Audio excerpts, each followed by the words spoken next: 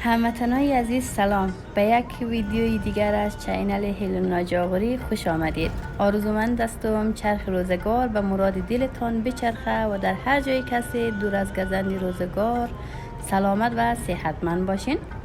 امروز تصمیم گرفتم که یک ویدیو از سرگی که جدیداً پخته کاری شده برای شما آماده کنم، آپلود کنم. سرگی که از پیش قصر دارالمان طرف شهرک امید سبز که مشهور به شهرک آجنبی است، از این پیش سرک که بود خامه بود و حالی پخته کاری شده.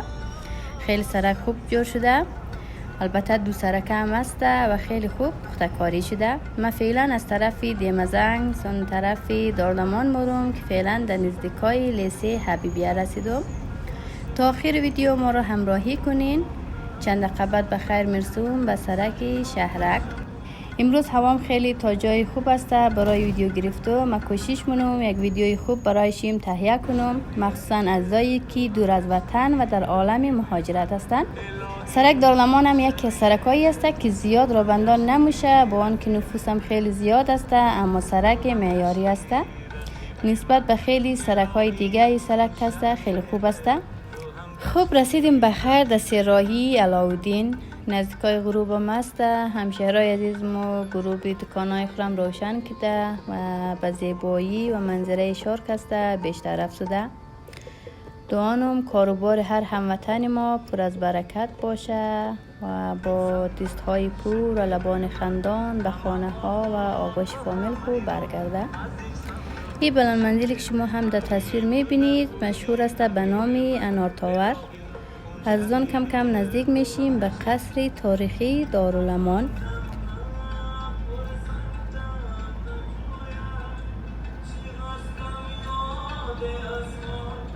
قصر دارالمان هم کسته از بناهای تاریخی کشور عزیز ما افغانستان است. این قصر کسته 3 طبقه است و در زمان امان الله خان ساخته شده.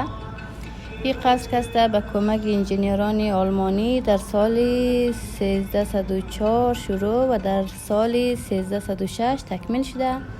گفته میشه که قصر دارالمان تقریبا 150 اتاق کوچک و بزرگ داره.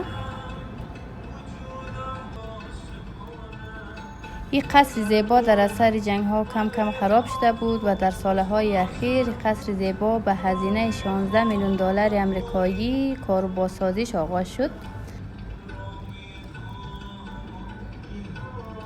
یعنی هموطنان عزیز قصر زیبا تقریبا 100 سال پیش جور شده بوده. عمر از قصر تقریبا 100 سال است. اگر بخوایم دقیق بگوییم 97 سال پیش قصر ساخته شده. خب به هر حال نزدیک میشیم به سرک جدید که اصلی هدف برنامه از ما است. اینیالی دار مخریم طرفی سرک شهرک امید سبز یا شهرک آجنبی. شما هم ببینید که سرک چطور است و چه رقم جور شده. سابق منطقه تا اول شهرک خامه بود و مردم که از این جهت طرف شهرک مرفتن خیلی به مشکلات مواجه بودن. و اونو ساختمان روبرو هم که میبینید وزارت عدلیه است.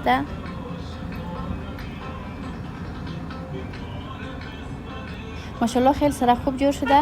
دستی از زانی که در آبادی این سرک و هر جای دیگه که سهم داشته درد نکنه، خیر ببینه، خانهشان آباد.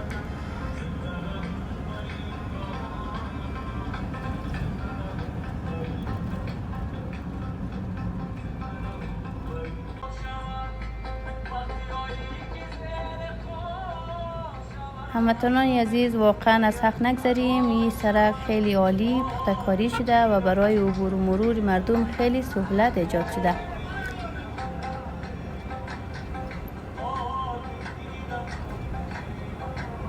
و خوبی دیگه از این سرک است دو سرکه شاید هیچ وقت اینج دیگر رابندان نشنه.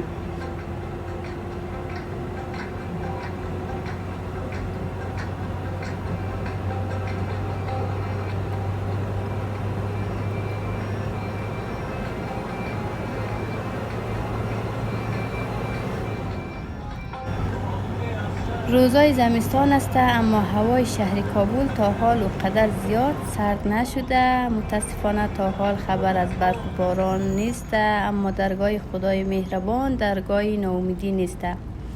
تازه ماه دلو شده و با امید خدا شاهد برف و باران خواهیم بودیم.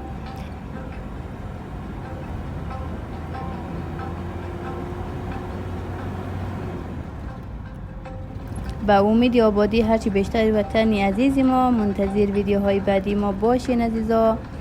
لایک و سابسکرایب را فراموش نکنید.